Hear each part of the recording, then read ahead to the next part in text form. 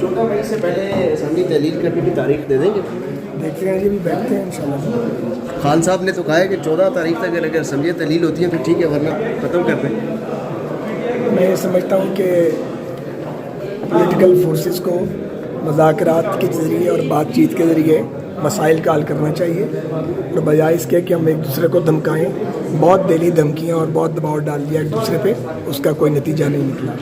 ज़्यादा बेहतर ये है कि एक दूसरे से बातचीत की जाए और बातचीत करके रास्ता निकाला जाए। 14 मई के जवाब में क्या तजवीज़ क्या है? 14 मई के जवाब में रास्ता नहीं मांग रहा भाई, आप फिक्र ना करें। ख्वाजा साहब, जो लेकिन पार्टी मुखालफत हो रही है, कितने मुतासिर हो सकते हैं मुज़ाकरात? जो पार्टी में मुखालफत हो रही है, ख्वाजा आसिफ साहब भी बहुत ज़्यादा इस पर बात कर रहे हैं। बिल्कुल मुतासर नहीं हो सकते सर। कोई उम्मीद है कि मुज़ाकरात कामयाब हो जाएंगे? उम्मीद तो हमेशा होनी चाहिए, उम्मीद पर तो दुनिया का ही है। सर, तहरीक इंसाफ तो कह रही है कि आज मुज़ाकरात का आखिरी दौर है, डेडलाइन आपको भी लगता है आज आखिरी दौर है? बैठ के डेडलाइन मैं कुछ तबसरा नहीं करना चाह रहा, मैं मोहतात आदमी हूँ। या मेरे वाला टिकर एक मुज़ाकरात की नाकामी के यकीन पैदा होता है। आप सबको और हमें दुआ करनी चाहिए। 24 करोड़ का मुल्क है, ये एक न्यूक्लियर स्टेट है। हम बहुत बड़ी एक माशी बहरान का सामना कर रहे हैं इस वक्त।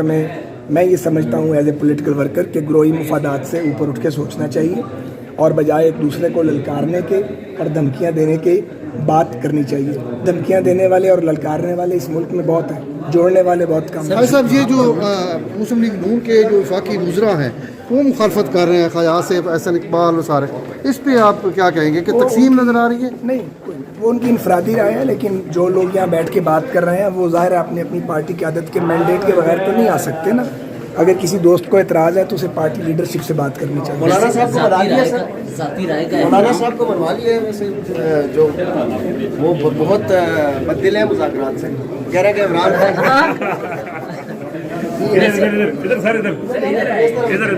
वैसे ज़ाती राय का तो एहतराम है, लेकिन आप इधर मुज़ाकरात करें। आज रात ही अगर किसी पीटीआई के घर पे क्रैकडाउन हो जाए तो ऐसा उस्मान बुज़दार के क्यों हो रहा है? मुझे नहीं उस्मान बुज़दार साहब के मामले का पता। जिस तरह परवेज़ इलाही के साथ हो गया, आपकी पार्टी के इसहाक डार साहब ने कहा।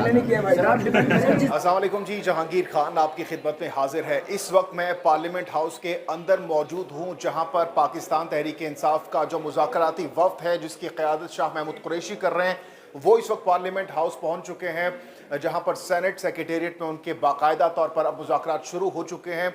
मेरे अक़ब में ये सामने अंदर रूम है जहाँ पर इस वक्त मुज़ाकरात हो रहे हैं, और इसके साथ साथ अभी हमारी बात हुई है फवाद चौधरी साहब से। उनकी जानिब से मुझे बताया गया है कि वो बहुत ज़्यादा पुरुमीद हैं, और अगर आज कोई पेशरफ नहीं होती तो फिर दमादम मस्त कलंदर होगा, सड़कों पर निकलेंगे और अवाम फैसला करेंगे। कि दूसरी जानिब जो हुकूमती मुज़ाकराती टीम के मेंबर हैं ख्वाजा साद रफ़ीक साहब, उनसे भी हमारी बात हुई है, और उनकी जानिब से बताया गया है कि जो ख्वाजा आसिफ साहब हैं और दीगर जो हुकूमती रहनुमा है, पीडीएम में शामिल रहनुमा है, उनकी जानिब से जिस तरीके से मुज़ाकरात से मुतालिक अपना पॉइंट ऑफ व्यू दिया गया है और कहा गया है कि इन मुज़ाकरात से कुछ नहीं निकलना, तो जब हमने उनसे ख्वाजा साद रफ़ीक साहब के सामने ये चीज़ रखी कि हुकूमती रहनुमा और पीडीएम के रहनुमा इस वक्त कह रहे हैं कि इन मुज़ाकरात से कुछ नहीं निकलना, तो फिर क्या हम उम्मीद लगा सकते हैं कि आज कोई ब्रेक थ्रू हो सकता है? क्योंकि आज के बाद मुज़ाकरात नहीं होंगे, आज ये फाइनल राउंड है और आज ये फैसला हो जाएगा कि ये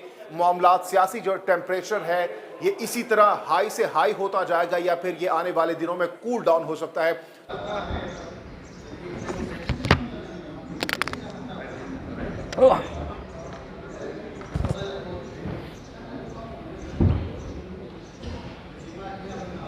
बता दें जब रेडी हो।